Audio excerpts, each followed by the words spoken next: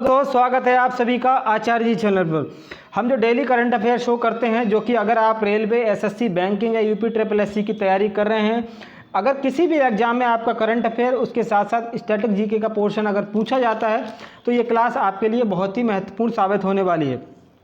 तो 30 अप्रैल 2021 दैनिक समसामयिकी, इसके बारे में हम चर्चा करेंगे। सबसे पहला क्वेश्चन हमारा ये है कि हाल ही में एशियान के वरिष्ठ अधिकारियों ने वर्ष 2022 को एशियान भारत मैत्री वर्ष के रूप में मनाने की घोषणा की है।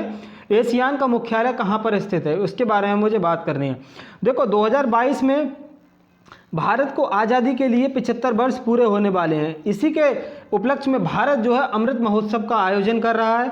इसी के साथ साथ एशियान के जो वरिष्ठ अधिकारी हैं, इन्होंने भी भारत मैत्री वर्ष के रूप में मनाने की घोषणा की है। तो आसियान का जो मुख्यालय है वो जकार्ता, इंडोनेशिया में स्थित है। इसके बाद बात कर लेते हैं आसियान के बारे में। आसियान की जो स्थापना हुई थी वो 1967 में इसकी स्थापना होती है। हेडक्वार्टर इसका जकार्ता, इंडोनेशिया में स्थित है। भारत इसका सदस्य नहीं है। इसके जो सदस्य देशों की संख्या है वो 10 इसमें सदस्य हैं और भारत इसका सदस्य नहीं है। और इसकी जो 36वीं और 37वीं जो बैठक अभी हाल ही में हुई है वो वियतनाम के हनोई में ये इसकी जो बैठक है वो आयोजित इसमें यहाँ पर हुई है। इसके अलावा बात कर लेता हूँ मैं, ये देखिए एशियान के जो मेंबर है, सबसे पहले इसमें म्यांमार है, थाईलैंड है, कंबोडिया, लाओस, वियतनाम। उसके नीचे थोड़ा चलते हैं तो मलेशिया, सिंगापुर, इंडोनेशिया, ब्रुनई और फिलीपींस। फिलीपींस के बारे में मैं बता दूं, जो मनीला है, मनीला में एशियन डेवलपमेंट बैंक है, इसका हेडक्वार्टर स्थित है। इसी के साथ ही साथ केंद्रीय चावल अनुसंधान केंद्र भी फिलीपींस में ही स्थित है। अगली ऑर्गेनाइजेशन की बात करता हूँ, वो है हमारी एशियन डेवलपमेंट बैंक। इसकी स्थापना 1966 में हुई थी और ये जो है एशिया की सबसे बड़ी बैंक है। एशियन डेवलपमेंट बैंक जो है, इसके 68 कंट्री जो हैं इसके मेंबर हैं। और इसी के साथ ही साथ इसके जो अध्यक्ष हैं वो असाकावा जो हैं वो इसके अध्यक्ष हैं। और इसमें जो उपाध्यक्ष हैं उनके बारे में बताऊं, जो अशोक लवासा थे, जो पहले भारत के चुनाव आयोग थे, वो यहाँ पर जो है उपाध्यक्ष बनाए गए हैं एशियन डेवलपमेंट बैंक में। तो इसका जो हेडक्वार्टर है वो मनीला, फिलीपींस में स्थित है। उसके बाद अगली ऑर्गेनाइजेशन की बात करता हूँ, वो है हमारी बिम्स्टेक। बिम्स्टेक में जो वो देश आते हैं, Bay of Bengal Initiative Multi Sectoral Technical Economic Corporation, जो बे ऑफ बंगाल को जो टच करते हैं, और जो initiative Multi Sectoral Technical Economic corporation, इसमें जो है 7 सदस्य इसके देश हैं, Bangladesh, Bhutan, India, Nepal, Myanmar, Thailand और श्रीलंका। इसकी स्थापना 1997 में हुई थी और ढाका, बांग्लादेश में इसका हेडक्वार्टर है। ये आप देख लीजिएगा कौन कौन से देश इसके सदस्य हैं। India, Nepal, Bhutan, Bangladesh, Myanmar, Thailand, एक देश और है नीचे श्रीलंका, वो भी इसका मेंबर है। इसी के साथ साथ मैं बता दूं आपको, ढाका, बांग्लादेश में जो है इसका हेडक्वार्टर स्थित है। एक और संस्था है सार्क। सार्क जो है, सार्क की फुल फॉर्म ये है कि south Asian association of regional council. जो कंट्री है, कॉरपोरेशन, इसके जो कंट्री हैं, ये जो है सार्क में 8 देश इसके सदस्य हैं। इसमें समस्या ये है कि इसका सदस्य भारत भी है और इसका सदस्य पाकिस्तान भी है। इसीलिए ये एक ऐसी संस्था बन गई है जो कि अब बहुत ज़्यादा प्रभावी नहीं बची है। इसका कारण ये है कि 2016 के बाद जो है सार्क की अभी तक कोई बैठक ही नहीं आयोजित हुई है, क्योंकि समस्या इसमें यही आ जाती है कि पाकिस्तान और भारत जब दोनों एक जगह आते हैं तो ये जो दोनों हैं एक जगह मतलब पहली जो इसमें बैठक होने वाली थी वो पाकिस्तान में आयोजित होने वाली थी, लेकिन भारत ने वहाँ जाने से मना कर दिया, इसीलिए जो इसकी बैठक थी वो नहीं हो पाई। तो सार्क का जो मेंबर हैं वो जो है अभी बहुत ही ज़्यादा इसमें महत्व नहीं रखते हैं। तो इसके मेंबर के बारे में बात कर लेता हूँ। इसकी स्थापना जो है वो 1985 में इसकी स्थापना हुई थी और नेपाल के काठमांडू में इसका हेडक्वार्टर स्थित है। इसके अलावा इसके मेंबर में बताऊं, अफगानिस्तान, पाकिस्तान, भारत तो है ही, नेपाल, भूटान, बांग्लादेश। इसी के साथ साथ नीचे के जो 2 कंट्री हैं, एक तो श्रीलंका हो जाता है और एक मालदीव जिसकी कैपिटल माले है, ये भी इसका सदस्य है। तो ये था हमारा साथ। इसके बाद नेक्स्ट क्वेश्चन की बात करते हैं कि व्हाइट हाउस के मुख्य चिकित्सा सलाहकार और अमेरिका के शीर्ष महामारी विशेषज्ञ ने कोवैक्सीन को कोरोना के डबल म्यूटेंट से बेअसर करने में सक्षम बताया है। कोवैक्सीन को किसने बनाया है? देखो, इसमें होता ये है कि अभी जो कोरोना चल रहा है इसमें जो है डबल म्यूटेंट इसका आ गया है कि इसमें जो है, तो कोवैक्सीन जो है वो कोरोना का जो डबल म्यूटेंट है उससे बेअसर करने में सक्षम बताया है। ये किसने कहा है? व्हाइट हाउस के जो मुख्य चिकित्सा सलाहकार हैं, अमेरिका के जो शीर्ष महामारी विशेषज्ञ हैं, उनका ये कहना है। और इनका नाम है डॉक्टर एंथोनी फॉसी। एंथोनी है ये, इनका ये नाम है। तो ये जो कोवैक्सीन है इसको किसने बनाया है? भारत बायोटेक ने बनाया है। कोवैक्सीन के बारे में बता दूं, ये जो है भारत की स्वदेशी वैक्सीन है। भारत बायोटेक ही इसका निर्माण कर रहा है और इनका ये कहना है कि जो 617 वेरिएंट हैं इनको ये न्यूट्रलाइज करती है। 617 जो कोरोना के वेरिएंट हैं उनको ये न्यूट्रलाइज कर देती है। इसके अलावा भारत में टीकाकरण की क्या स्थिति है उस पर थोड़ी चर्चा कर लेते हैं। मैं बताऊं, भारत में 2 तरह के टीके लगाए जा रहे हैं, एक कोविशील्ड है और एक कोवैक्सीन है। कोविशील्ड को जो है सीरम इंस्टीट्यूट पुणे के द्वारा बनाया जा रहा है और उसी के साथ ही साथ कोवैक्सीन जो है ये स्वदेशी वैक्सीन है, भारत बायोटेक इसका निर्माण कर रही है। और कोविशील्ड जो है वो ऑक्सफोर्ड एस्ट्राजेनेका और सीरम इंस्टीट्यूट पुणे दोनों ही मिलकर इसके निर्माण कर रही हैं। इसी के साथ साथ मैं बताऊं आपको, स्पुतनिक वी जो है वो रूस की वैक्सीन है, इसको भी भारत में मंजूरी दी जा चुकी है कि भारत में भी इसको लगाया जा सकता है। इसी के साथ साथ टीका जो है, टीकाकरण के बारे में मैं बात कर लेता हूँ। भारत में जो टीकाकरण की शुरुआत हुई वो 16 जनवरी 2021 को भारत में टीकाकरण की शुरुआत होती है और पहला टीका जो लगा वो मनीष कुमार दिल्ली एम्स के सफाई कर्मचारी थे, इनको जो है पहला टीका लगाया गया। इसी के साथ साथ टीका उत्सव भी मनाया जा रहा है, उसके बारे में भी बताऊंगा आपको। इसके साथ साथ टीकाकरण की एक योजना है, मिशन इंद्रधनुष जो है वो 2014 में ये स्टार्ट हुई थी। इसमें होता ये है कि ये जो है भारत में जो टीकाकरण की योजना जो है वो मिशन इंद्रधनुष है, इसमें टीका ज़्यादा से ज़्यादा लगाए जाएंगे। इसी के साथ टीका उत्सव भी भारत में मनाया गया। कब से कब तक? 11 से 14 अप्रैल तक टीका उत्सव मनाया गया। 11 अप्रैल को होती है महात्मा ज्योतिबा राव फुले की जयंती और 14 अप्रैल को होती है डॉक्टर भीमराव अंबेडकर जयंती। इसीलिए टीका उत्सव जो भारत में मनाया गया वो 11 से 14 अप्रैल के मध्य मनाया गया। अगला बात करता हूं, मैं आपको ये बता दूं, नेक्स्ट जो है भारत में जो अब 18 वर्ष से ऊपर के जो भी लोग हैं वो अब टीका लगवा सकते हैं। टीका जो है 1 मई से लगना स्टार्ट हो रहा है, तो इसका रजिस्ट्रेशन जो है वो स्टार्ट हो चुका है, आप रजिस्ट्रेशन कर सकते हैं। मैं बता दूं क्या प्रोसेस है इसका। आप जो वेबसाइट है www.cowin.gov.in, इस पर जाइए, मोबाइल नंबर आप अपना रजिस्टर कीजिए, उसके बाद जो है आपके पास कोई वैलिड आईडी होनी चाहिए। जैसे आपके पास अगर आधार कार्ड है वो भी चलेगा, ड्राइविंग लाइसेंस है वो भी चल जाएगा। उसके बाद वैक्सीनेशन जो है आपको अपॉइंटमेंट मिल जाएगा, आपका जो डेट होगा वैक्सीन लगवाइए जाके। तो टीकाकरण के जो है 18 से प्लस के अगर आप उम्र के व्यक्ति हैं तो आप जो है टीकाकरण लगवा सकते हैं। भारत में ये स्टार्ट किया गया है। नेक्स्ट क्वेश्चन मेरा ये है कि ऑक्सीजन ऑन व्हील्स पहल किसके द्वारा शुरू की गई है। आपको पता ही होगा कोविड-19 के चलते ऑक्सीजन की भारत में बहुत ही ज़्यादा कमी है, क्योंकि लिक्विड ऑक्सीजन जो है इससे होता ही है, कोरोना में जो है मरीजों के अंदर जो है ऑक्सीजन का स्तर गिरता जा रहा है। तो इसकी वजह से जो है ऑक्सीजन ऑन व्हील्स जो पहल है वो हरियाणा के करनाल के द्वारा शुरू की गई है। हरियाणा में भी करनाल, जो करनाल का जिला प्रशासन है उसने शुरू की है। तो उसमें हुआ ये है कि एक तरीके का ये ऑक्सीजन इन्होंने बैंक बनाया है। 100 ऑक्सीजन सिलेंडर लिए हैं और इससे जो है मोबाइल ऑक्सीजन बैंक इसका नाम दिया है। तो इससे जो है अगर मान लीजिए कोई भी निजी अस्पताल है या कोई सरकारी अस्पताल है तो वहाँ अगर ऑक्सीजन की कमी होती है तत्काल जो है वहाँ पर अस्पताल पे पहुँचेगा और जो है ऑक्सीजन की पूर्ति करेगा। तो ये जो है बहुत ही अच्छी पहल है, भारत के जगह जगह इसको होना चाहिए। तो ऑक्सीजन बैंक जो है जिला प्रशासन करनाल हरियाणा के द्वारा ये स्टार्ट की गई है। इसी के साथ साथ मैं आपको बताऊँ भारत में जो है ऑक्सीजन को लेकर क्या क्या किया गया है। अभी मैं बता दूं ऑपरेशन ऑक्सीजन चलाया जा रहा है एयरफोर्स के द्वारा। इसमें होता ये है कि जो ऑक्सीजन के टैंकर हैं वो जो हमारी एयरफोर्स है वो एयरलिफ्ट कर करके एक से दूसरी जगह पहुंचा रही है। तो इसमें जो है जो ऑक्सीजन है, इसमें लिक्विफाइड जो ऑक्सीजन है इसमें काफ़ी देश आगे आए हैं जो भारत की मदद कर रहे हैं। अभी गूगल और माइक्रोसॉफ्ट ने भी भारत की मदद की थी। गूगल के सीईओ सुंदर पिचाई भारतीय हैं, उन्होंने भी भारत की मदद की थी, इसमें काफ़ी उन्होंने दान किया है। इसी के साथ साथ ऑपरेशन जो ऑक्सीजन एक्सप्रेस भी चलाई जा रही हैं। इसमें जो है बोकारो स्टील प्लांट झारखंड है, वहाँ से ट्रेनें जो है ऑक्सीजन के सिलेंडर जो टैंकर हैं वो उठा के लेके आ रही हैं। जो सऊदी अरेबिया है, सऊदी अरब ने भी भारत को 80 मीट्रिक टन जो है ऑक्सीजन का देने का ऐलान किया है। इसी के साथ साथ ऑपरेशन ऑक्सीजन भी चलाई गई थी मुंबई से विशाखापत्तनम के मध्य। तो इसमें यह था कि ऑक्सीजन जो है ऑक्सीजन के टैंकर एक जगह से दूसरे जगह पहुंचाए गए। तो और जो लखनऊ है, लखनऊ से लेकर के जो हमारा बोकारो स्टील प्लांट है झारखंड में, वहाँ से जो है ऑक्सीजन को लेकर के ये ट्रेनें आ रही हैं, लखनऊ लेके आ रही हैं। ऑक्सीजन की इस समय काफ़ी किल्लत आ चुकी है, तो ऑक्सीजन पर जो है भारत को काम करने की बहुत ज़्यादा ज़रूरत है। पीएम केयर फंड जो पिछले साल बनाया था उससे जो है 551 ऑक्सीजन संयंत्र लगाने की घोषणा की जा चुकी है। तो इससे भी जो है ऑक्सीजन प्लांट लगाए जाएंगे, तो इससे आने वाले समय में जो है हमें इससे राहत मिलने वाली है। देखिए सरकार इस पर क्या क्या करती है। अगला क्वेश्चन मेरा ये है कि हाल ही में किस देश ने इंटरनेशनल क्लाइमेट फाइनेंस प्लान की जो है वो घोषणा की है।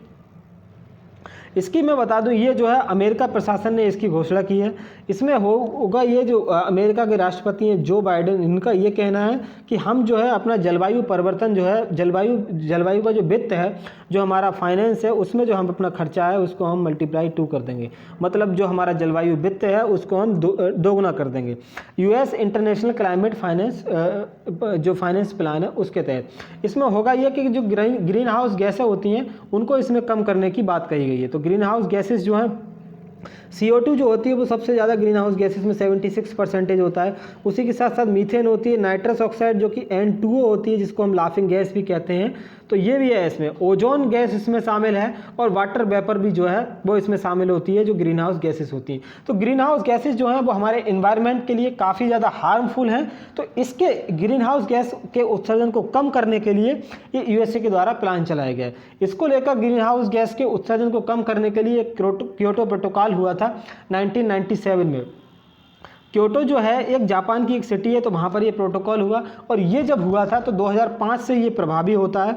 और इसी के साथ साथ भारत इसमें जो सदस्य बना वो 2002 में इसका सदस्य बना।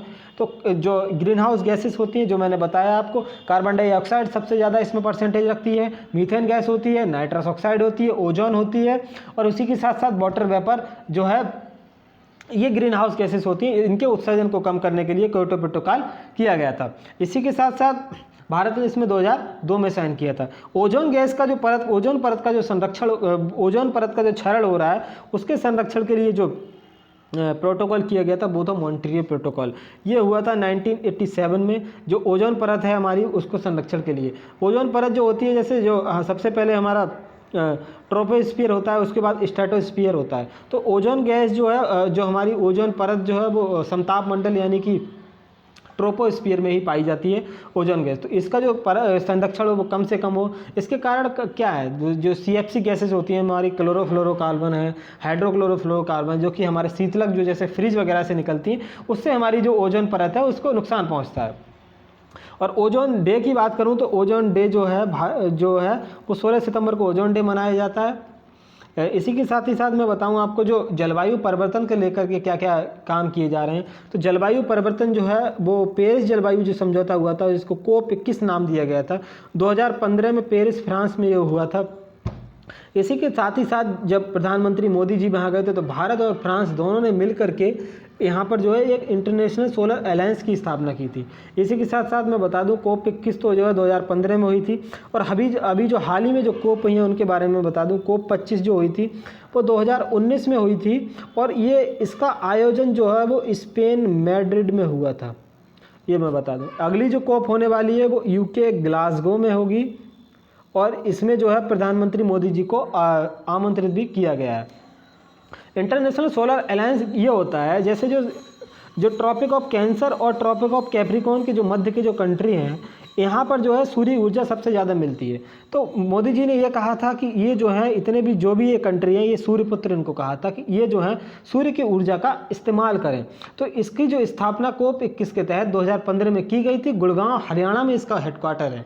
इंटरनेशनल सोलर अलायंस एकमात्र ऐसी अंतर्राष्ट्रीय संस्था है जिसका जो मुख्यालय है वो भारत में स्थित है।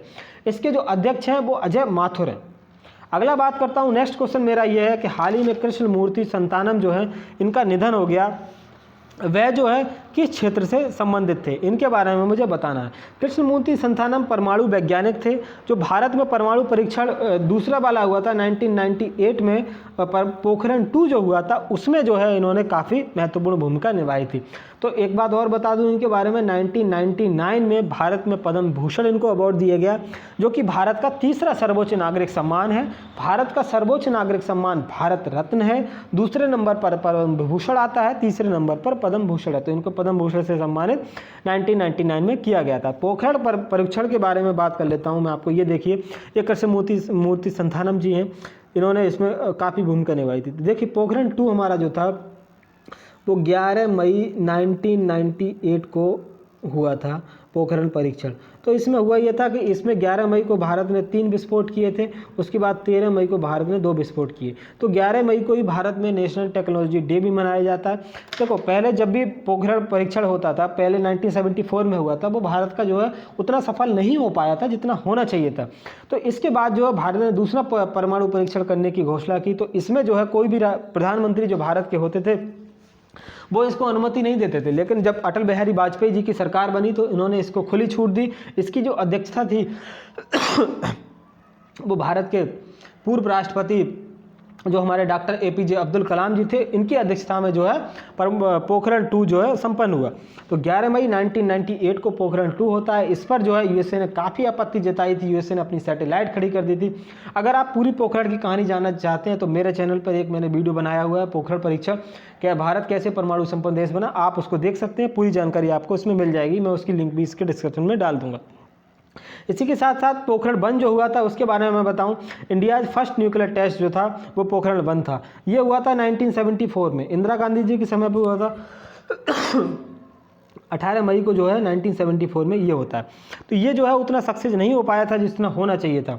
तो जो हमारा पोखरण 2 था उसका जो नाम था वो ऑपरेशन शक्ति नाम जो था वो इसका ऑपरेशन शक्ति नाम दिया गया। उसी के साथ साथ जो पोखरण 1 था इसका नाम जो था स्माइलिंग बुद्धा दिया गया, कि बुद्ध मुस्कुराए, ये जो था इसका नाम दिया गया। अगला बात करता हूँ, ये देखिए पोखरण जो राजस्थान में स्थित है, यहाँ पर जो है पोखरण परीक्षण किया गया था, परमाणु परीक्षण जो है किए गए थे। इस पर मूवी बनी हुई है, आप देख सकते हैं। नेक्स्ट क्वेश्चन मेरा ये है कि हाल ही में चर्चा में रही the living mountain fable for our times नामक पुस्तक जो है किसके द्वारा लिखी गई है। ये पुस्तक जो है अमिताभ घोष जो हैं इनके द्वारा लिखी गई है। इसका जो प्रकाशन होना है वो 2022 में ये प्रकाशित होगी। अमिताभ घोष के बारे में बता दूं, 54वें नंबर का जो ज्ञानपीठ अवार्ड था वो इन्हीं को दिया गया था, अमिताभ घोष की पुस्तक को। और एक बात और है, अमिताभ घोष को जो इनको अवार्ड दिया गया था, इनको अंग्रेजी भाषा में ये अवार्ड दिया गया था। तो अंग्रेजी भाषा में जो है पहला ज्ञानपीठ अवार्ड जो है अमिताभ घोष को ही दिया गया था। और जो ज्ञानपीठ अवार्ड होता है उसके बारे में बता दूं, जो हमारी 8वीं अनुसूची है उसमें जो 22 भाषाएं हैं उनमें जो है ये अवार्ड दिया जाता है। तो 22 भाषाएं हैं हमारी 8वीं अनुसूची में। जब मूल संविधान लागू हुआ था तब उस समय जो है 14 भाषाएं थी, उसके बाद इसमें संशोधन होते गए और 22 भाषाएं आज इसे हालत में हैं। इसके अलावा मैं बताऊँ आपको, जो हाल ही में जो दिया गया है ज्ञानपीठ अवार्ड 55वां नंबर का, वो अकीथम अच्युतम नंबूदरी जो हैं उनको जो है ये अवार्ड दिया गया है। इनका जो है हाल ही में निधन हो चुका है। इसके अलावा मैं बताऊं, जो शशि थरूर थे उनको अंग्रेजी साहित्य अकादमी अवार्ड दिया गया था 2020 का, अंग्रेजी क्षेत्र में दिया गया था। इसके अलावा मैं बता दूं आपको, ये जो ऑप्शन है मेरे, इसमें भी आप देख लीजिएगा। इसमें जो है जैसे जो ऊपर पहला ऑप्शन है हमारा प्रोफेसर शरद पगारे, इनको जो है 30वां व्यास सम्मान जो कि अभी 2021 में दिया गया है, 30वां व्यास सम्मान। इसी के साथ साथ जो सरल कुमार लिम्बाले हैं इनको क्या दिया गया है, इनको 30वां सरस्वती सम्मान दिया गया है। इसी के साथ साथ अकीतम अच्युतम नंबूदरी, इनको 55वां ज्ञानपीठ अवार्ड दिया गया। इनका निधन हो चुका है, मलयालम भाषा के लिए दिया गया। इसी के साथ जो सरल कुमार लिम्बाले हैं इनका जो उपन्यास है वो सनातन है। और प्रोफेसर शरद पगारे जो हैं उनका जो उपन्यास है वो पाटलिपुत्र की सामग्री जो है इनका उपन्यास है। और जो अकीथम है इनको ज्ञानपीठ अवार्ड दिया गया। और पहला ज्ञानपीठ अवार्ड की अगर मैं बात करूं तो वो जो था वो GS कुरूप को दिया गया था 1965 में। मैं लिख देता हूं यहाँ पे, 1965 में पहला ज्ञानपीठ अवार्ड दिया गया था और वो जो था GS कुरूप को दिया गया था। इसी के साथ साथ और मैं बता दूं आपको, जो ज्ञानपीठ अवार्ड है इसमें 11 लाख रुपए की राशि प्रदान की जाती है।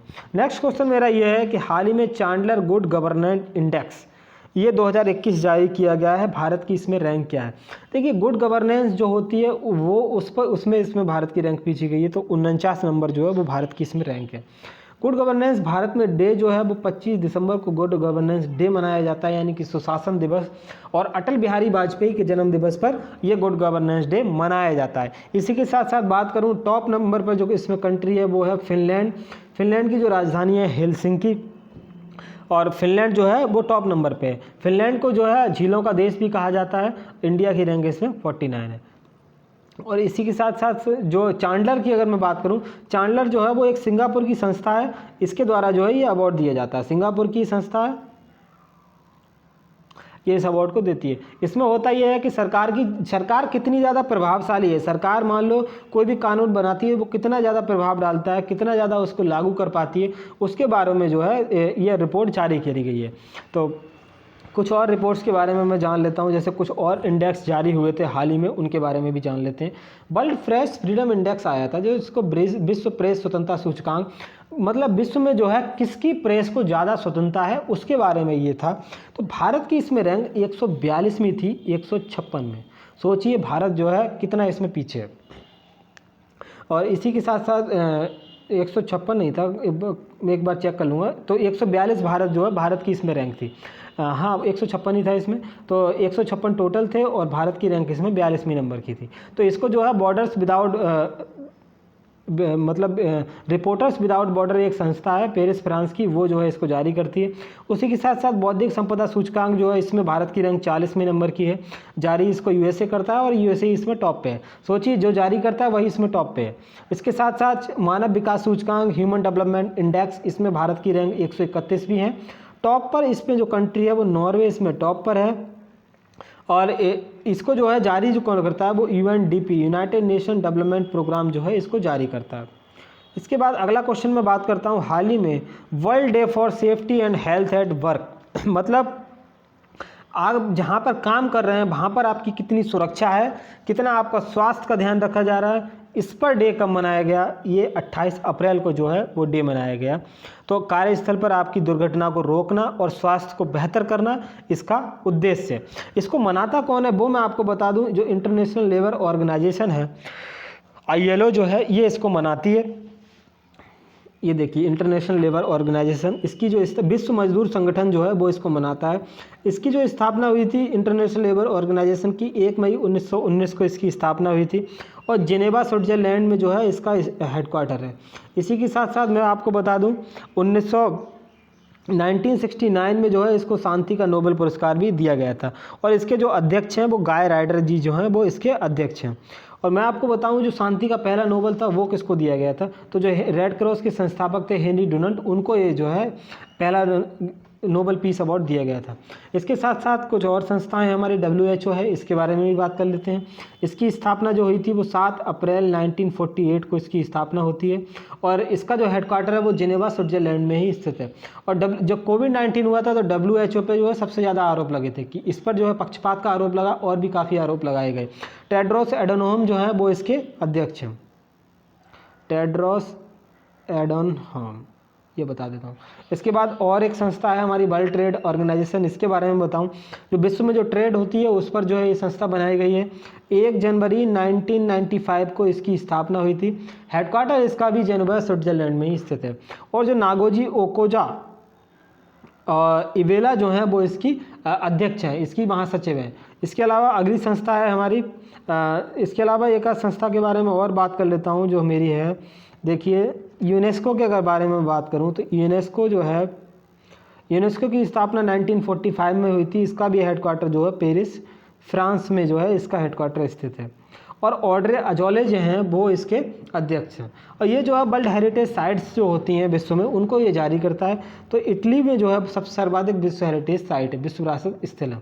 और मैं भारत की अगर मैं बात करूं तो भारत में 38 जो है विश्व विरासत स्थल हैं, जिसमें से 30 तो कल्चरल हैं, 7 तो नेचुरल हैं और एक मिक्स साइट है। मिक्स में जो कंचनजंगा सिक्किम की है उसको कहा जाता है। नेक्स्ट क्वेश्चन मेरा ये है कि हाल ही में खगोलविदों ने पृथ्वी के सबसे पास पर सबसे छोटा ब्लैक होल खोजा, इसका नाम क्या है? पृथ्वी के सबसे पास खोजा गया है, इसका नाम जो है वो द यूनिकॉर्न जो है वो इसका नाम है। इसको अभी खोजा गया है। ये पृथ्वी के सबसे ज़्यादा पास है। पृथ्वी से अगर मैं बात करूँ, जैसे ये अर्थ है और ये सन हो, तो पृथ्वी से लगभग 1500 प्रकाश वर्ष की दूरी पर है। प्रकाश वर्ष आप लोग जानते ही होंगे। प्रकाश वर्ष वो होता है, प्रकाश वर्ष एक तरीके का, ये समय का मात्रक नहीं है, दूरी का मात्रक होता है। एक वर्ष में प्रकाश जितनी दूरी तय करता है उसको प्रकाश वर्ष कहा जाता है। तो ये जो है सूर्य से, पृथ्वी से जो है 1500 प्रकाश वर्ष दूर स्थित है और फिर भी ये पृथ्वी के सबसे ज़्यादा पास है। और इसके भार की मैं बात करूं द यूनिकॉर्न की, सूर्य की तुलना में 3 गुना अधिक इसका भार है। ब्लैक होल क्या होता क्या है मैं आपको बता दूं। एक पिंड होता है एक तरीके का, जो बहुत ही ज़्यादा, जैसे कोई भी अगर पिंड होता है वो अगर पिघलता चला जाता है, उसके बाद इसकी जो डेंसिटी होती है वो बहुत ज़्यादा हाई होती चली जाती है। इतनी ज़्यादा हाई हो जाती है कि इससे जो है लाइट भी इससे पास नहीं हो सकता है। जब लाइट भी पास इससे नहीं हो सकता है तो इसमें जो है ये ब्लैक ही ब्लैक दिखाई देता है। इसीलिए जो है ब्लैक होल इसमें जो भी जाता है समा जाता है। तो ये सब गुरुत्वाकर्षण का जो खिंचाव होता है इसमें इतना ज़्यादा होता है कि इससे प्रकाश भी इसमें से पार नहीं कर पाता। ब्लैक होल की जो ब्लैक होल शब्द था वो 1967 में जॉन व्हीलर ने इसको शब्द को दिया था। ये है जॉन व्हीलर, इन्होंने इस शब्द को दिया था। और ये जो है ये वाला हमारी मिल्की वे जो है उसी आकाशगंगा में स्थित है। इसके बाद अगला क्वेश्चन मेरा ये है कि हाल ही में किस अमेरिका के निचले सदन में किसके 51वें राज्य बनाने का बिल पारित हुआ है, ये आपको बताना है। मैं आपको बता दूं अमेरिका में अभी जो है वो 50 राज्य हैं, 51वें राज्य बनाने की बात चल रही है। तो इसमें जो है जो निचला सदन है वहाँ पर ये बिल पारित हो चुका है। वाशिंगटन DC को निचला जो है अगला राज्य बनाने के बारे में बात चल रही है। मैं आपको बता दूँ जो USA की जो संसद होती है उसको कहा जाता है कांग्रेस। तो कांग्रेस जो है इसके दो पार्ट होते हैं, एक तो होता है लोअर हाउस और एक होता है अपर हाउस। जैसे भारत में होता है लोकसभा, ऊपर होता है राज्यसभा। इसी तरीके से लोअर हाउस होता है इनका हाउस ऑफ रिप्रेजेंटेटिव और दूसरा होता है अपर हाउस इनका सीनेट। तो अगर विश्व का सर्वाधिक सबसे शक्तिशाली उच्च सदन की बात करूं तो वो सीनेट है।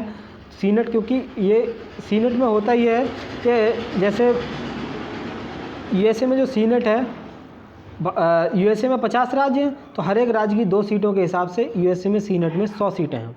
तो ये जो है विश्व का सबसे शक्तिशाली उच्च सदन है। वाशिंगटन DC को 51वां जो राज्य बनाने की वो निचला सदन जो है हाउस ऑफ रिप्रेजेंटेटिव जो है इससे पारित किया जा चुका है, लेकिन सीनेट में ये अभी जाने वाला है। देखो समस्या ये है कि USA में है डेमोक्रेटिक पार्टी की सरकार। डेमोक्रेटिक ने जो है इस बिल को लेकर के आए, लेकिन जो सीनेट है, सीनेट में जो है जो सबसे ज़्यादा जो मेंबर हैं वो रिपब्लिकन पार्टी के पास है। रिपब्लिकन जो डोनाल्ड ट्रंप की पार्टी थी, तो वो जो है सीनेट में इसके पास होने की जो है उम्मीद बहुत ही ज़्यादा कम है। तो वो लोग इसका विरोध कर रहे हैं। तो ये जो है बिल मुश्किल से ही पास हो पाएगा। अगर होता है तो आगे देखा जाएगा। कि जो वाशिंगटन DC है, इसकी फुल फॉर्म मैं बताऊँ, वाशिंगटन DC जो है अमेरिका की राजधानी है। डिस्ट्रिक्ट ऑफ कोलंबिया DC का मतलब होता है। तो वाशिंगटन DC जो है वो पोटामैक नदी के किनारे स्थित है। ये देखिए USA का मैं मैप भी दिखा देता हूँ। वाशिंगटन DC यहाँ की राजधानी है और पोटामैक नदी के किनारे स्थित है। USA का जो सबसे बड़ा राज्य है वो अलास्का USA का सबसे बड़ा राज्य है। ये देखिए। और एक बात बताऊं आपको, जो 5 ग्रेट लेक ऑफ अमेरिका हैं इनके बारे में बता दूं तो lake superior, lake Michigan, lake Huron, lake array और लेक ओंटारियो, 5 जो USA में लेक हैं वो USA और कनाडा के बॉर्डर पर स्थित है। USA जो कनाडा का बॉर्डर है उसको 49 डिग्री नॉर्थ अक्षांश कहा जाता है। ये जो है वो USA और कनाडा को अलग अलग करते हैं। तो लेक जो मिशिगन है वो पूरी तरीके से USA में स्थित है। बाकी जो और झीलें हैं वो USA और कनाडा के मध्य बॉर्डर साझा करती हैं। इसके अलावा टॉपिक ऑफ द डे हमारा ये है कि अब हम चर्चा करने वाले हैं इसमें कि भारतीय स्वतंत्रता आंदोलन जब हुआ था तो उसके दौरान कुछ महत्वपूर्ण घटनाएं हैं, उनके बारे में बात करेंगे। देखो चौरी चौरा कांड कब हुआ था ये मैं बताऊँ। जब भारत में 1920 में असहयोग आंदोलन शुरू हुआ तो जलियांवाला बाग हत्याकांड था 13 अप्रैल 1919, उसके विरोध में जो है असहयोग आंदोलन भारत ने स्टार्ट किया। तो असहयोग आंदोलन जो था 1920 से जब स्टार्ट हुआ तो 5 फरवरी 2019 को 5 फरवरी 1922 को जो गोरखपुर में चौरी चौरा जगह है वहाँ पर पुलिस जो थाना था उसमें लोगों ने जो है उसमें आग लगा दी। तो ये जो असहयोग आंदोलन था वो उग्र हो चुका था। तो गांधी जी ने इसको स्थगित करने की घोषणा की। तब जो है चौरी चौरा कांड इसको कहा जाता है। तो चौरी चौरा कांड के बाद ही गांधी जी को गिरफ्तार किया गया। उसके बाद जब छोड़ा गया था तो 1924 में गांधी जी ने एकमात्र कांग्रेस के अधिवेशन की अध्यक्षता की थी, वो था बेलगाम अधिवेशन। उसकी एकमात्र कांग्रेस का अधिवेशन की इन्होंने अध्यक्षता की थी। उसके बाद काकोरी ट्रेन डकैती की अगर मैं बात करूं, ये जो हुई थी वो 9 अगस्त 1925 को हुई थी। ये जो काकोरी जो जगह है वो लखनऊ के पास है। इसमें जो है सहारनपुर से लखनऊ की ओर जा रही थी ट्रेन, उसमें जो है लूटा गया था। तो इसमें जो अगर मेन रूप से जो शामिल थे वो राम प्रसाद बिस्मिल, राजन लाहिड़ी, रोशन सिंह और अशफाक उल्ला खां थे। तो इसमें जो है इन लोगों को जो है अशफाक उल्ला खां को जो है 1927 में फांसी दे दी गई। तो ये काकोरी ट्रेन डकैती थी। इसके बाद साइमन कमीशन भारत कब आया इसके बारे में बताऊँ। 1928 में जो है साइमन कमीशन भारत आया था। तो इसी के विरोध में जो है जब लाला लाजपत राय जी जब विरोध कर रहे थे तो इनकी जो है लाठी लगने से इनकी मौत हो गई थी। इन्होंने ही कहा था कि मेरे सर पर लगने वाली एक एक लाठी जो है अंग्रेज़ की अंग्रेजी ताबूत में जो है आखिरी कील साबित होने वाली है। तो लाला लाजपत राय, पंजाब केसरी इनको कहा जाता था, इनकी मृत्यु इसके बाद हो गई थी। अगला मैं बात करता हूँ, अगला जो है हमारा लाहौर अधिवेशन कब हुआ था। लाहौर अधिवेशन जो था 1929 में हुआ था। पंडित जवाहरलाल नेहरू ने इसकी अध्यक्षता की थी और ये जो था 31 दिसंबर 1929 की रात को 12 बजे रावी नदी के तट पर जो है, रात को 12 बजे रावी नदी के तट पर पंडित जवाहरलाल नेहरू ने इसकी अध्यक्षता की और इसमें जो है पूर्ण स्वराज का इसमें लक्ष्य रखा गया। और इसी के साथ ही साथ 26 जनवरी 1930 को इन्होंने अपना प्रथम स्वाधीनता दिवस भी मना लिया था। तो मतलब 26 जनवरी को स्वतंत्रता दिवस के रूप में मनाए जाने की परंपरा शुरू हुई, लेकिन भारत उस वक्त आज़ाद नहीं हो पाया था। इसी के लिए जब भारत हम लोग आज़ाद हुए तो 26 जनवरी को भारत में गणतंत्र दिवस मनाने की परंपरा शुरू हुई। अगली बात करता हूँ, दांडी मार्च कब से कब तक चला था। दांडी मार्च के बारे में बता दूँ, ये जो था 12 मार्च 1930 से लेकर के और 6 अप्रैल 1930 तक चला और ये साबरमती आश्रम से दांडी तक गांधी जी ने यात्रा की थी। इसमें जो है 322 किलोमीटर लगभग इसमें चले थे। तो इसमें जो है सविना अवज्ञा, मतलब किसी भी तरह की, हर तरह की आज्ञा जो है उसका उल्लंघन करना था और जो नमक कानून था उसको इन्होंने तोड़ा था। गांधी इरविन समझौता कब हुआ था, इसके बारे में मैं बताऊं। 4 मार्च 1931 को जो है गांधी और इरविन के मध्य जो है समझौता हुआ, 4 मार्च 1931 को। इसको दिल्ली समझौता के नाम से भी जाना जाता है। इसी में गांधी जी के ऊपर आरोप लगा था कि ये अगर चाहते, गांधी जी अगर चाहते तो जो हमारे सरदार भगत सिंह थे उनकी फांसी को रुकवा सकते थे, लेकिन उन्होंने ऐसा नहीं किया। तो जब 1931 में कराची अधिवेशन हुआ था, जिसकी अध्यक्षता सरदार वल्लभ भाई पटेल ने की थी, उसमें मौलिक अधिकारों की मांग को उठाया गया। इसी अधिवेशन में जो है गांधी जी को काले झंडे दिखाए गए थे। थैंक यू दोस्तों, तब मिलते हैं किसी अगली वीडियो में। तब तक के लिए good bye and have a nice day.